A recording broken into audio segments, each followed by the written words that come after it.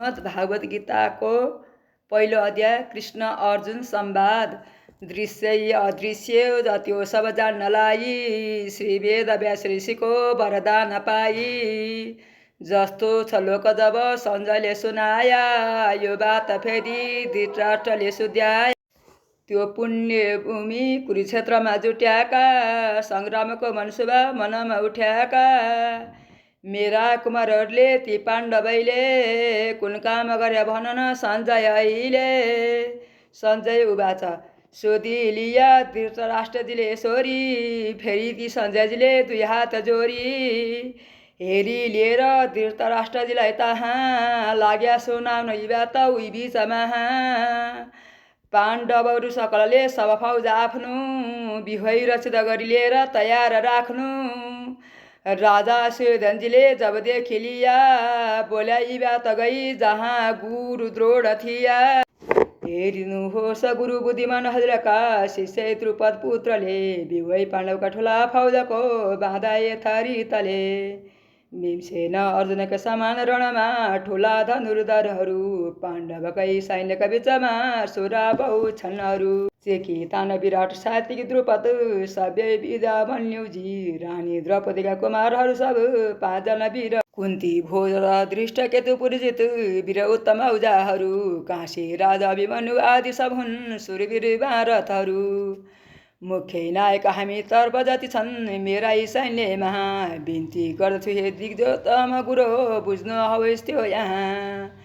विस्मय कर्ण हजुर विकर्ण कृपाजी, बुढीश्रव द्रौणीजी, युद्धमै जय लाभ सदा गरिलिन्या सब हुने ठुला वीरै। नाना शस्त्र चल्याउन समरको भेद जान्याहरू, मेरा खातिर प्राण तक्दिन तयार सुरा बहु छन्नहरू। रक्षा भीष्मजी गर्दछन् अनगणित हाम्रो सबै फौजमा, भीमसेन रक्षक छन् ती पाण्डुसुतको त्यो गिन्तीको फौजमा। हाम्रा यी सब फौजमा जै तै ठिक्री तले बस्नु भई, रक्षा भीष्मजीको प्रयोग गरिलिनु सारा हजुरहरू गई।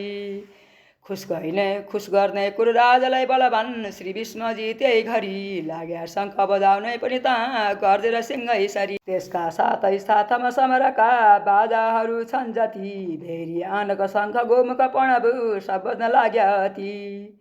बाजाको शब्द फैलन गई चारौँ तरफमा तहाँ, उठ्दो भो बहुतै भयङ्कर आवाज सम्पूर्ण त्यो फौजमा। 500 जनले भनेर शङ्खहरीको फेरिदेव तै भनी, शङ्खै दिव्य प्रकारको जाउन हो श्री अर्जुनैको पनि। घोडा छन् जसमा सफेद ठुलो रथमा चढी त्यही घरी, आफ्ना शङ्ख दुवै फुक्या ती दुईले भारी आवाजले। जेठा पाण्डवको अनन्त विजयी भीमको प्रौण्डै भनी, छोरा मातृकृत कुल सदेव भाइ दुवैको पनि। एउटाको मणिपुष्पक भने फेरि एकको सुगो सही तहाँ, आफ्ना शङ्ख जमन थ्या फुकिलिया जोरले उसै बिचमा। दृष्टद्युम्न शिखण्डी मत्स्यपतिजी राजा द्रुपद सात्यकी, काशी राजा अभिमन्यु द्रौपदी कुमार सब वीरले शङ्खली।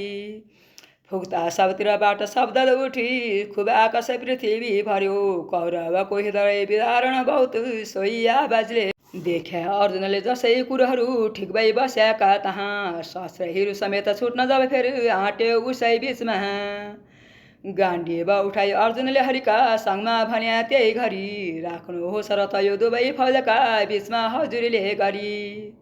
कसका सँग लड्नुपर्छ मैले यो युद्ध गर्दा महा, लड्ने मनुष्यले खडा ती जाति छन् हेरौँ म अहिले यहाँ।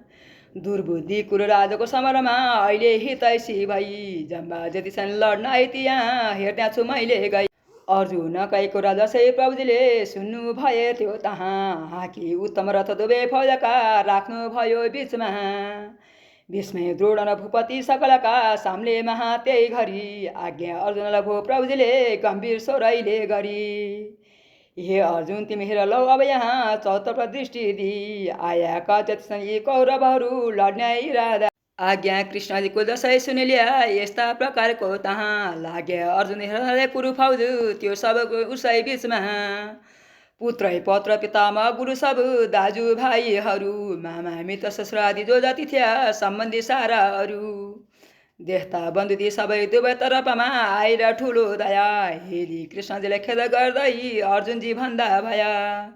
युद्ध गर्न भनेर मनसुबा गरी आइरहेका यहाँ आफ्नै यीजनालाई हे पते देख्छु म सामनेमा मेरा अङ्ग सबै शीतल हुन गया मुख सक्न लाग्यो अति थरथर कम्प छुटे खडा हुन गया रोमाञ्च भइरहँ जति देहै पोलिरहेछ गाण्डी बधनु हातदेखि कस्तो छ यो अड्नै सक्दैन थिर भई मन पनि चेत गया झै भयो एके सबै विपरीतै सबै यहाँ देख्छु म लक्षण अति आफ्ना जनलाई मारिरहनमा देख्दिन कल्याण र इच्छा छैन मलाई यो विजयको राज्य र सुखको यहाँ राज्य भई सुख भएर जीवित भई लाग्नेछ कुन काममा जसका खातिर हामीलाई सुख भोगु राज चाहिने इथिया त्यागी प्राण र धन तिनै सबले यो युद्ध ठानी लिया आचार्य ससुरा पितामा पिता मामा र सालाहरू छोरा नाति समेतकै जति छन् सम्बन्धी साराहरू खोजुन मार्न मलाई हे यदुपते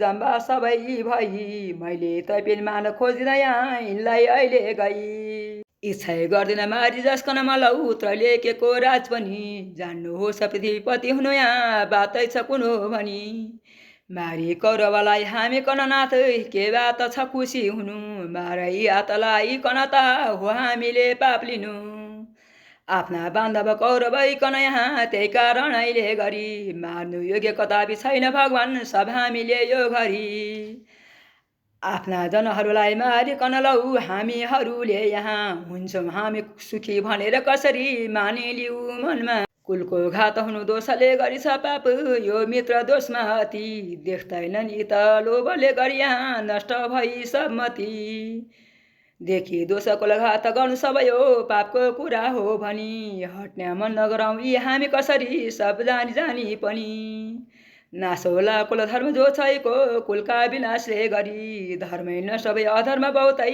फैलिन्छ त्यो कुलभरि ए पापले बेविचारिणी हुन गई निन्दित कुल स्त्री हुनन् भ्रष्टै स्त्री भई वर्ण शङ्करहरू पैदा गराइली कुलको घातिर त्यो कुलै नरकमा ती भ्रष्टहरूका पर्दछन् लोभ भई पिण्ड तिलोदकादिक क्रिया पितृ सबै झर्दछन् दोषले ती कुल घातकै पृथ्वीमा सब वर्ण शङ्कर बनी कुलको धर्म र जाति धर्म ऐको सब नष्ट हुन्छन् लोभ राखिकन राज्य लाभ सुखको आफ्ना छन् जनै छन् जति मार्न खोज्या हो यहाँ मेरोले पाप गर्न आट्यौँ अति शस्त्रै केही नलिने मलाई रणमा मारुनु कुरु शस्त्रली त्यही बेस मान्छु म मानिलिन्छु बदला ठिक छैन तिनलाई दि मुखले यति भनेर त्यागी धर्मन शोकलले विकल भई अति त्यही युद्ध स्थलमा बस्या रथ उपरती द्रौपदीका पति अर्जुन विषाद योग नामको प्रथम अध्याय समाप्त।